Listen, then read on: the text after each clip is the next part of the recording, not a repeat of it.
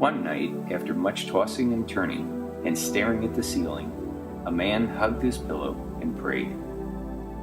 "My Father, I don't know why I'm so restless. Maybe I just need to know that you're listening." He finally grew tired, and his grip loosened on the pillow until he fell fast asleep. He entered through the largest door he had ever seen. Wooden, medieval, and to say the least impressive. He caught the eye of the king, who had just glanced up from a sacred-looking book. Come in, cried the king, not hesitating a bit. The man obliged, knelt, and offered a whispered, "I am so honored." The ruler seemed on top of his game. He was joyful and excited to see the man and stretched out a welcoming hand. "Please forgive, sire," said the man, "but I never expected you to be so happy and lighthearted." "Oh well," said the king, "the reason for that is simple. I have just read the most moving book. Please, come, sit next to me.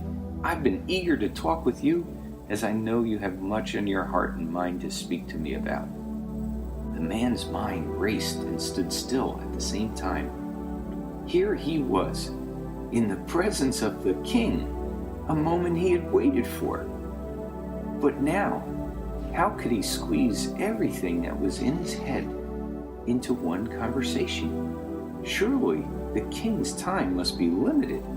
He was afraid that some royal guard would come in and ask him to leave any moment. "I've often spoken to you, but not in your presence, my king," said the man. "I just don't know where to start." "Well," said the king, "perhaps I can help you. Do you remember when you were 10 years old, standing in the schoolyard, and you asked me, I can remember it like it was yesterday, you asked me if I would help make you kind?"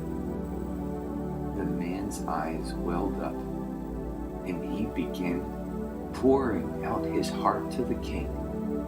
His Majesty patiently listened for hours on end. Finally, the man stopped abruptly, embarrassed that he had taken so much of the king's time without letting the king get a word in. The wise king, sensing the man's unease, took the man's hand and looked him in the eye. "My good friend," said the king, "be not ashamed of this waterfall of expression. Do you remember what I told you about my happiness?" "Yes," said the man. "You said you had just read the most wonderful book. Is it the one you were reading when I came in?" "Certainly," said the king. "I'd like to show it to you." The man's eyes stared in wonderment and shock, for the title listed his own name, then the subtitle, "The Prayers of My Son." "Open it up," said the king. The man looked concerned. "What is it?" the king mused.